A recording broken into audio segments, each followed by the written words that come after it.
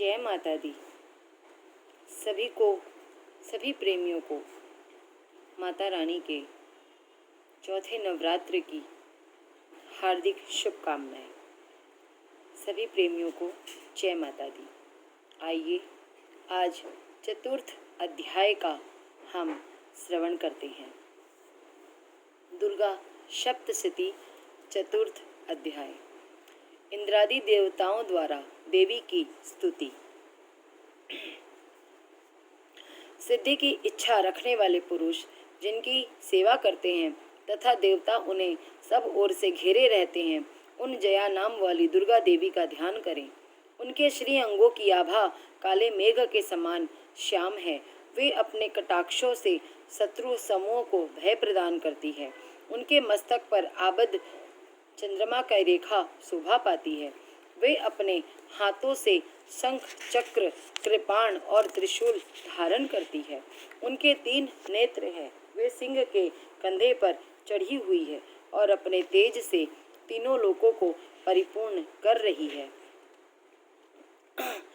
या देवी सर्वभूतेषु मातृरूपेण संस्थिता नमस्तस्यै नमस्तस्यै नमस्तस्यै नमो नमः।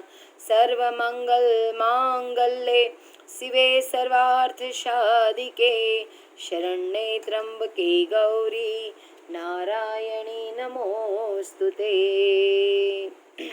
ऋषि कहते हैं, अत्यंत पराक्रमी दुरात्मा महिषासुर तथा उसकी दैत्य सेना के देवी के हाथ से मारे जाने पर इंद्र आदि देवता प्रणाम के लिए गर्दन तथा कंधे झुकाकर उन भगवती दुर्गा का उत्तम वचनों द्वारा स्मरण करने लगे। उस समय उनके सुंदर अंगों में अत्यंत हर्ष के कारण रोमांच हो आया था। देवता बोले, संपूर्ण देवताओं की शक्ति का समुदाय ही जिनका स्वरूप है तथा जिन देवी ने अपनी शक्ति से संपूर्ण जगत को व्याप्त कर रखा है, समस्त देवताओं और महर्षियों की पूजनीय उन जगदम्बा को हम भक्ति पूर्वक नमस्कार करते हैं। वे हम लोगों का कल्याण करें। जिनके अनुपम प्रभाव और बल का वर्णन करने में भगवान शेषनाग, ब्रह्मा जी तथा महादेव जी भी समर्थ नहीं है। वे भगवती चंडिका संपूर्ण जगत का पालन एवं अशुभ भय का नाश करने का विचार करें। जो पुण्यात्माओं के घरों में स्वयं ही लक्ष्मी रूप में, पापियों के यहाँ दरिद्रता रूप में, शुद्ध अंतःकरण वाले पुरुषों के हृदय में बुद्धि रूप से, सत्पुरुषों में श्रद्धा रूप से तथा कुलीन पुरुष में, मनुष्य में लज्जा रूप से निवास करती है, उन आप भगवती दुर्गा को हम नमस्कार करते हैं। देवी, आप संपूर्ण विश्व का पालन कीजिए। देवी, आपके इस अचिंत रूप का असुरों का नाश करने वाले भारी पराक्रम तथा समस्त देवताओं और दैत्यों के समक्ष युद्ध में प्रकट किए हुए आपके अद्भुत चरित्रों का हम किस प्रकार वर्णन करें। आप संपूर्ण जगत की उत्पत्ति में कारण है। आपसे सत्व गुण, रजोगुण और तमोगुण, ये तीनों गुण मौजूद हैं, तो भी दोषों के साथ आपका संसर्ग नहीं जान पड़ता। भगवान विष्णु और महादेव जी आदि 7 आपका देवता भी आपका पार नहीं पाते। आप ही सबका आश्रय हैं। यह समस्त जगत आपका अंशभूत है, क्योंकि आप सबकी आदिभूत अव्यकृता परा प्रकृति है। देवी, संपूर्ण यज्ञों में जिसके उच्चारण से सब देवता तृप्ति लाभ करते हैं, वह स्वाहा आप ही हैं। इसके अतिरिक्त आप पितरों की भी तृप्ति का कारण है। अतएव सब लोग आपको स्वधा भी कहते हैं। देवी, जो मोक्ष की प्राप्ति का साधन है, अचिंत महाव्रत स्वरूपा है, समस्त दोषों से रहित, जितेंद्रिय तत्व को भी सार वस्तु मानने वाले तथा मोक्ष की अभिलाषा रखने वाले मुनिजन जिसका अभ्यास करते हैं, वह भगवती पराविद्या आप ही हैं। आप शब्द स्वरूपा है। अत्यंत निर्मल ऋग्वेद, यजुर्वेद तथा उद्गीत के मनोहर पदों के पाठ से युक्त सामवेद का भी आधार आप ही हैं। आप देवी त्रयी और भगवती हैं। इस विश्व की उत्पत्ति एवं पालन के लिए आप ही वार्ता के रूप में प्रकट हुई हैं। आप संपूर्ण जगत की घोर पीड़ा का नाश करने वाली हैं। देवी, जिससे समस्त शास्त्रों के सार का ज्ञान होता है, वह मेधा शक्ति आप ही हैं। दुर्लभ भव सागर से पार उतरने वाली नौका रूप दुर्गा देवी भी आप ही हैं। आपकी कहीं भी आसक्ति नहीं है। कैटभ के शत्रु भगवान विष्णु के वक्ष स्थल में एकमात्र निवास करने वाली भगवती लक्ष्मी तथा भगवान चंद्रशेखर द्वारा सम्मानित गौरी देवी भी आप ही हैं। आपका मुख मंद मुस्कान से सुशोभित निर्मल पूर्ण चंद्रमा के बिंब का अनुकरण करने वाला और उत्तम स्वर्ण की मनोहर कांति से कमनीय है, तो भी उसे देखकर महिषासुर को क्रोध हुआ और सहसा उसने उस पर प्रहार कर दिया। यह बड़े आश्चर्य की बात है देवी, वही मुख जब क्रोध से युक्त होने पर उदय काल के चंद्रमा की भांति लाल और तनी हुई भौहों के कारण विकराल हो उठा, तब उसे देखकर जो महिषासुर के प्राण तुरंत नहीं निकल गए, यह उससे भी बढ़कर आश्चर्य की बात है, क्योंकि क्रोध में भरे हुए यमराज को देखकर भला कौन जीवित रह सकता है। देवी, आप प्रसन्न हो। परमात्मा स्वरूपा आपके प्रसन्न होने पर जगत का अभ्युदय होता है और क्रोध में भर जाने पर आप तत्काल ही कितने कुलों का सर्वनाश कर डालती हैं। यह बात अभी अनुभव में आई है, क्योंकि महिषासुर की यह विशाल सेना क्षण भर में आपके कोप से नष्ट हो गई है। सदा अभ्युदय प्रदान करने वाली आप जिन पर प्रसन्न रहती हैं, वे ही देश में सम्मानित हैं। उन्हीं को धन और यश की प्राप्ति होती है। उन्हीं का धर्म कभी शिथिल नहीं होता तथा वे ही अपने हष्ट पुष्ट स्त्री पुत्र और भृत्यों के कारण साथ धन्य माने जाते हैं।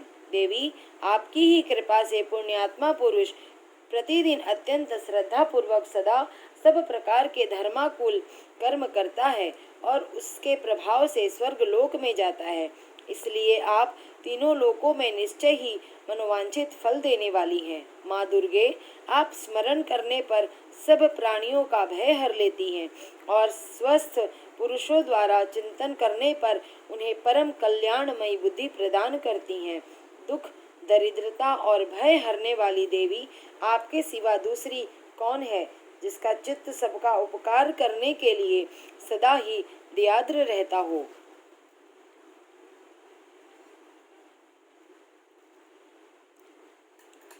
देवी, इन राक्षसों के मारने से संहार को सुख मिले तथा ये राक्षस चिरकाल तक नरक में रहने के लिए भले ही पाप करते रहे हो, इस समय संग्राम में मृत्यु को प्राप्त होकर स्वर्गलोक में जाएं। निश्चय ही यही सोचकर आप शत्रुओं का वध करती हैं। आप शत्रुओं पर शत्रुओं का प्रहार करती रहती हैं। समस्त असुरों को दृष्टिपात मात्र से ही भस्म क्यों नहीं कर देती? इसमें एक रहस्य है। ये शत्रु भी हमारे शस्त्रों से पवित्र होकर उत्तम लोकों में जाएं। इस प्रकार उनके प्रति भी आपका विचार अत्यंत उत्तम रहता है।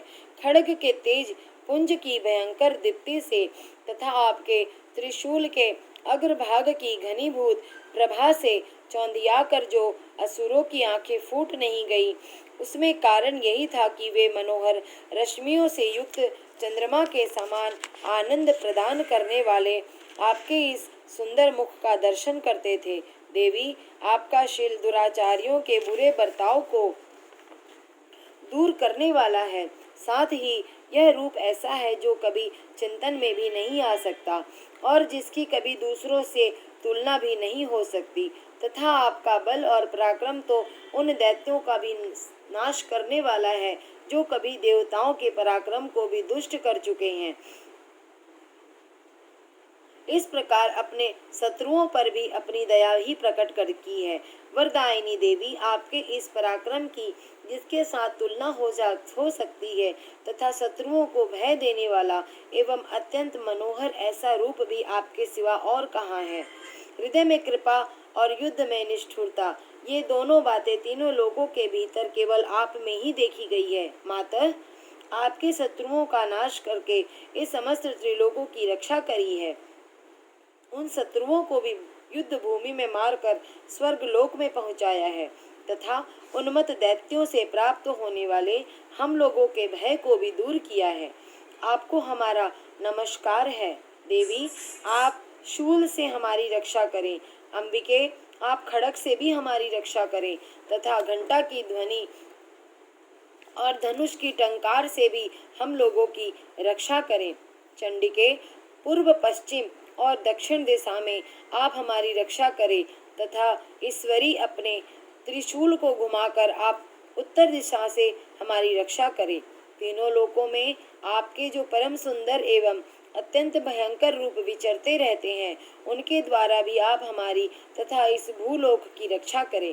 अंबिके, आपके कर पल्लवों में शोभा पाने वाले खड़ग, शूल और गदा आदि जो जो शस्त्र हो, उन सबके द्वारा आप सब ओर से हम लोगों की रक्षा करें।